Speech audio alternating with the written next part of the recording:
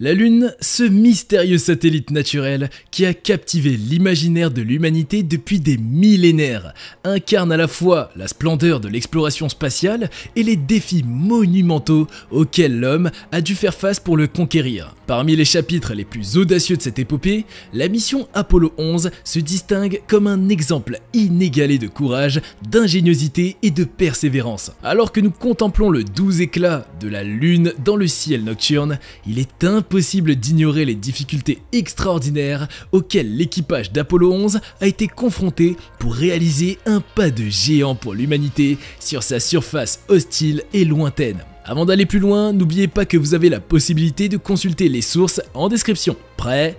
Embarquons dans cette nouvelle investigation d'Agora. La Lune en bref. La Lune est le seul satellite naturel de la Terre et a captivé l'attention des humains depuis des millénaires. La Lune a environ un quart de la taille de la Terre. Sa distance moyenne par rapport à la Terre est d'environ 384 400 km. En ce qui concerne sa composition, sachez que la Lune est principalement composée de roches et de métaux, tels que le silicate et le fer. Sa surface est couverte de cratères, de montagnes, de vallées et de mers lunaires, qui sont en réalité de vastes plaines basaltiques. Par ailleurs, la Lune connaît des phases périodiques. Ces phases de la Lune sont dues à la manière dont la lumière du Soleil éclaire la partie visible de la Lune depuis la Terre. Les principales phases sont la nouvelle Lune, le premier quartier, la pleine Lune et le dernier quartier. La Lune tourne sur elle-même en environ le même temps qu'elle orbite autour de la Terre, ce qui signifie que la même face de la Lune est toujours tournée vers la Terre. C'est pourquoi on ne voit qu'un côté de la Lune depuis la Terre. Les premières missions spatiales habitées sur la Lune ont été les missions Apollo menées par la NASA dans les années 1960 et 1970. La mission Apollo 11 en 1969 a été la première à poser des humains sur la Lune avec Neil Armstrong et Edwin Buzz Aldrin. D'autres missions Apollo ont également atterri avec succès, fournissant des données précieuses sur la géologie lunaire, les échantillons de roches et la formation de la Lune. Depuis les missions Apollo, d'autres engins spatiaux non habités provenant de différentes agences spatiales ont exploré la Lune et cartographié sa surface avec plus de précision.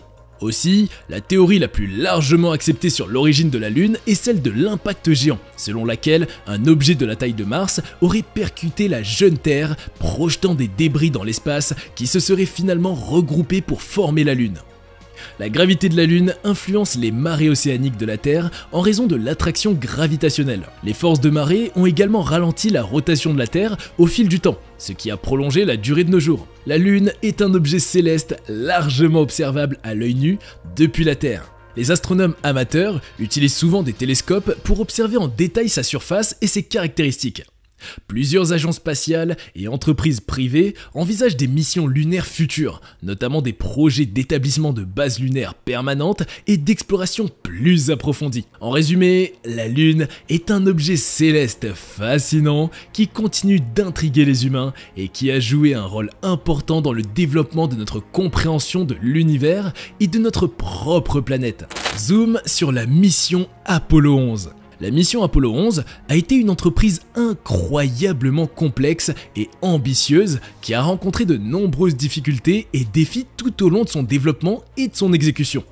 La technologie disponible dans les années 1960 était très différente de ce que nous avons aujourd'hui. Les ordinateurs à bord de la capsule Apollo étaient très limités en termes de puissance de calcul et de capacité de stockage, ce qui a posé des défis pour la navigation et le contrôle. L'atterrissage sur la Lune était l'un des moments les plus critiques de la mission. L'équipage devait faire face à des problèmes de navigation, d'orientation et de communication pendant la descente vers la surface lunaire. La quantité limitée de carburant pour le module lunaire ajoutait une pression supplémentaire pour un atterrissage en toute sécurité. Les communications entre la Terre et la Lune étaient sujettes à des retards en raison de la distance. Cela signifiait que l'équipage devait souvent prendre des décisions importantes en fonction des informations disponibles, car il y avait un délai dans la transmission des messages. L'espace est un environnement hostile, exposant les astronautes à des radiations et à des risques de micrométéorites. La conception des combinaisons spatiales et des équipements de protection devait tenir compte de ces facteurs pour assurer la sécurité de l'équipage. La capsule spatiale devait gérer soigneusement ses ressources limitées, notamment l'oxygène, la nourriture et l'eau, pour garantir que l'équipage puisse revenir en toute sécurité sur Terre. La mission Apollo 11 était suivie par des millions de personnes à travers le monde, et il y avait une immense pression sur la NASA pour réussir. Les attentes étaient élevées, et la moindre erreur pouvait avoir des conséquences médiatiques et politiques importantes. Être le premier équipage à poser le pied sur la Lune était une tâche extrêmement exigeante sur le plan mental et émotionnel. Les astronautes devaient faire preuve de calme et de concentration tout en vivant une expérience extraordinairement stressante et unique. Malgré toutes ces difficultés, la mission Apollo 11 a été un succès extraordinaire, marquant un moment historique dans l'exploration spatiale et démontrant les réalisations impressionnantes que l'humanité peut accomplir lorsque la science, la technologie et la détermination se réunissent. Dans les annales de l'histoire, la voix du commandant Neil Armstrong a résonné alors qu'il posait le pied sur la surface lunaire, rejoint par l'astronaute Buzz Aldrin. Cependant, dans l'ombre se tient l'astronaute Michael Collins, souvent négligé mais crucial. Collins, le troisième astronaute d'Apollo 11, a dirigé l'orbite de la Lune depuis le module de commande vitale, contribuant silencieusement mais de manière significative au succès de la mission.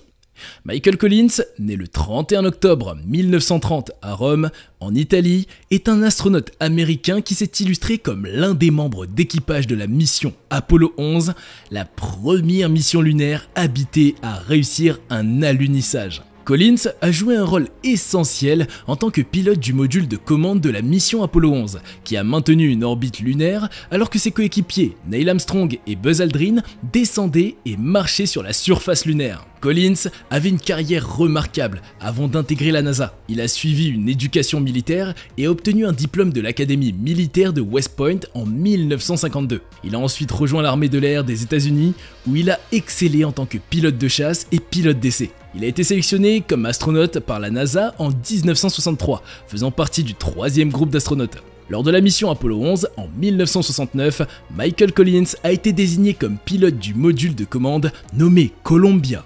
Alors qu'Armstrong et Aldrin descendaient vers la surface lunaire à bord du module lunaire Eagle, Collins est resté en orbite lunaire à bord du module de commande. Sa solitude, pendant qu'il était occupé du côté éloigné de la Lune, lui a valu le titre de l'homme le plus solitaire de l'histoire.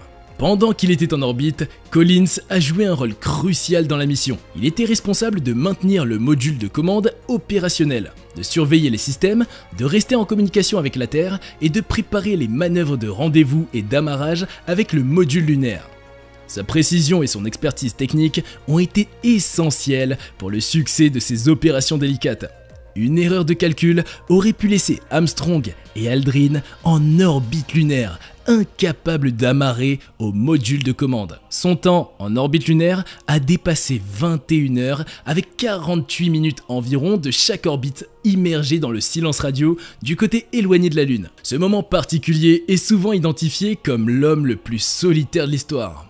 Cependant, Collins percevait cette phase comme une solitude tranquille, plutôt que comme une solitude et une isolation brutale.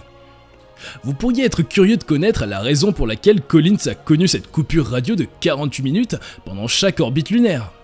La raison principale derrière la coupure radio de Collins du côté éloigné de la Lune était la capacité de la Lune à bloquer les signaux radio. Les ondes radio sont une forme de rayonnement électromagnétique qui peut voyager dans l'espace, mais elles peuvent également être bloquées ou absorbées par des objets solides tels que les planètes et les lunes. Cela rend la communication dans cette région particulièrement difficile. Cela souligne les difficultés de l'exploration de ce côté isolé de la Lune. Pour mettre cela en perspective, plusieurs facteurs contribuent aux complexités de l'exploration du côté éloigné de la Lune, mais 3 raisons importantes se démarquent. La première concerne l'absence de communication directe avec la Terre. Les ondes radio, essentielles pour la transmission de données et de commandes entre les vaisseaux spatiaux et les stations terrestres, ont du mal à pénétrer le noyau solide de la Lune. En conséquence, tout engin ou rover du côté éloigné est hors de portée de la Terre pendant la moitié de son orbite, soit environ 48 minutes, une situation que Collins a rencontrée. Cela nécessite un satellite relais pour la communication, ce qui accroît les complexités opérationnelles et les coûts. De plus, tout rover du côté éloigné doit fonctionner de manière autonome, sans intervention humaine. Après le retour en toute sécurité d'Armstrong et Aldrin du sol lunaire, le module de commande a quitté l'orbite lunaire et a entrepris le voyage de retour vers la Terre. La mission Apollo 11 a été un succès retentissant et historique, marquant la première fois qu'un être humain a marché sur la Lune. Après son retour sur Terre, Michael Collins a continué à travailler à la NASA pendant un certain temps et a également écrit des livres sur son expérience spatiale.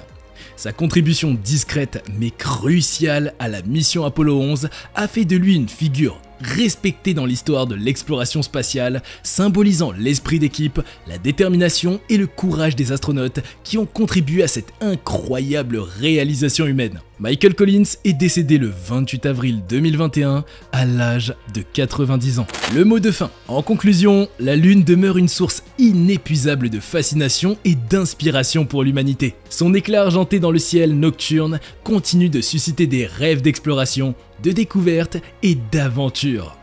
La mission Apollo 11 reste un rappel poignant de notre capacité à surmonter des défis apparemment insurmontables grâce à la détermination, à la collaboration et à l'innovation. Alors que nous contemplons la Lune, souvenons-nous des pas courageux des astronautes qui ont pavé la voie pour notre compréhension de l'univers et qui ont prouvé que, même dans les ténèbres du cosmos, la lumière de la découverte brille toujours. On arrive à la fin de cet épisode.